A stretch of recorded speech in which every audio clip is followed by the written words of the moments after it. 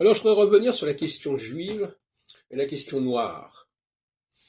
Euh, dans un pays blanc comme la France, euh, les gens ne sont pas censés savoir que vous êtes juif.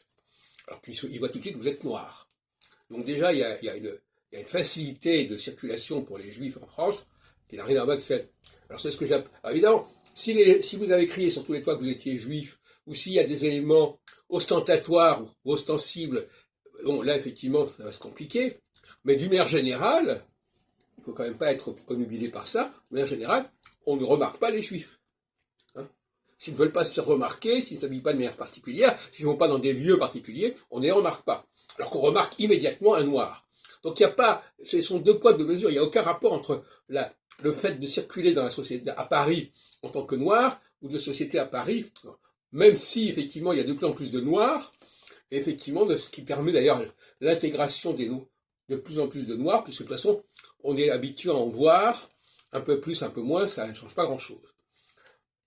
Maintenant, la grande question qui se pose et qui n'est pas résolue, enfin j'ai pas vraiment résolu complètement, c'est comment les gens savent que vous êtes juif. Ça.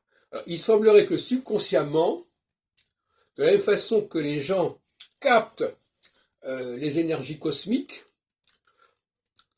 les corps célestes, il est possible qu'ils puissent capter également la judéité de quelqu'un. C'est une hypothèse, mais il ne faut pas sous-estimer la dimension subconsciente de nos perceptions.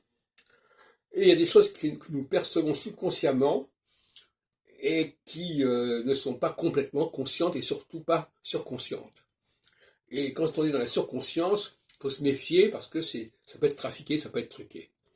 Donc, voilà, la subconscience, c'est quelque chose d'essentiel. Alors, c'est pas ça qui permet de distinguer une femme d'un homme, ça, il n'y a pas besoin de subconscience pour ça. Mais distinguer le juif, ça doit être possible. Alors, peut-être pas en disant il est juif, mais en sentant qu'il a quelque chose de spécial, que cette personne a quelque chose de spécial, qu'on va peut-être pas qualifier de judaïque, mais par la suite on saura qu'effectivement il y a quelque chose de cet ordre-là, la surconscience rejoint la subconscience à un certain moment. Voilà ce qu'on peut dire pour l'instant.